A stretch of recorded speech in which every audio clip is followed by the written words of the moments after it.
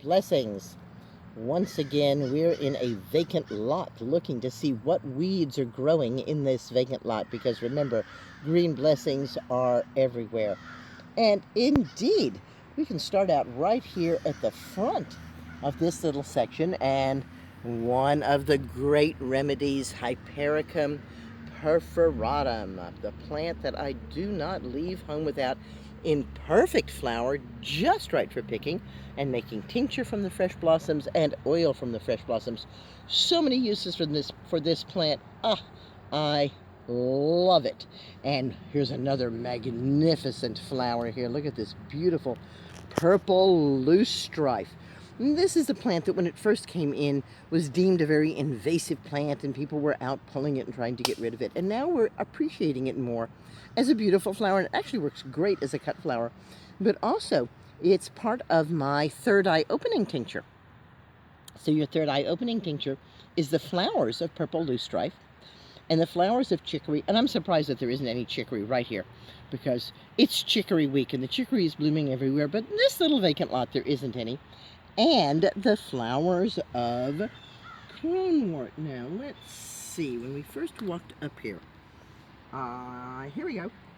Cronewort is right beside my leg. That's why I can't find it. All right, so here's the cronewort, Artemisia vulgaris. We see that it's white on the back. It's just coming up into bud. So the flowers of this, and chicory flowers, those boo flowers, together, 2 parts of the cronewort and 1 of each of the others, just the flowers of these plants. And this makes a third eye-opening tincture right here in a vacant lot and available to you. And next to me is a sumac. And can you see how fuzzy this sumac is? This is called staghorn sumac, in honor of the fuzz on the little horns of the male deer as they first come out.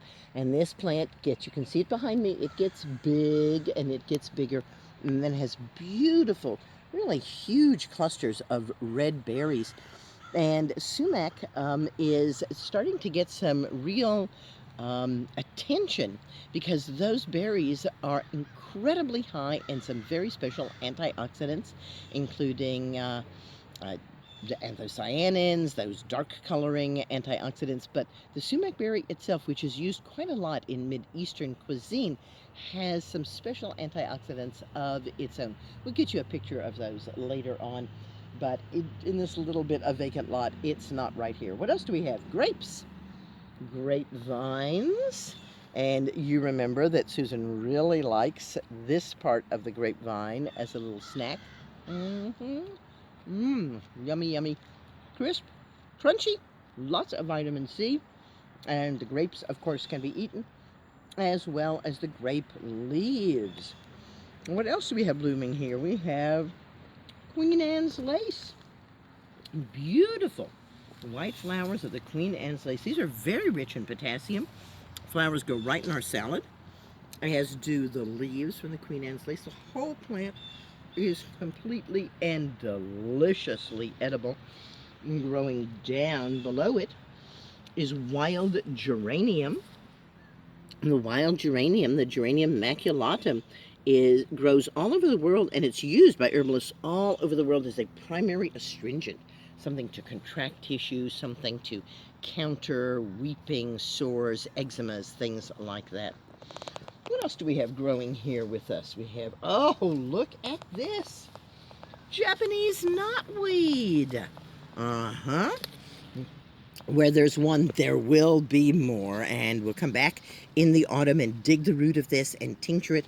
And this is dynamite for helping people who are dealing with Lyme disease. This is one of the really strongest and most important plants if you're dealing with Lyme disease, to get this Japanese knotweed. This is going on and on. Can you believe it? We're standing in this one little section of a vacant lot, but I must point out the orange flowered jewelweed as well, which we've talked about at length before. Green blessings are everywhere around you. Find a vacant lot, take a look. Who knows what you'll find? This is Susan Weed. Green blessings.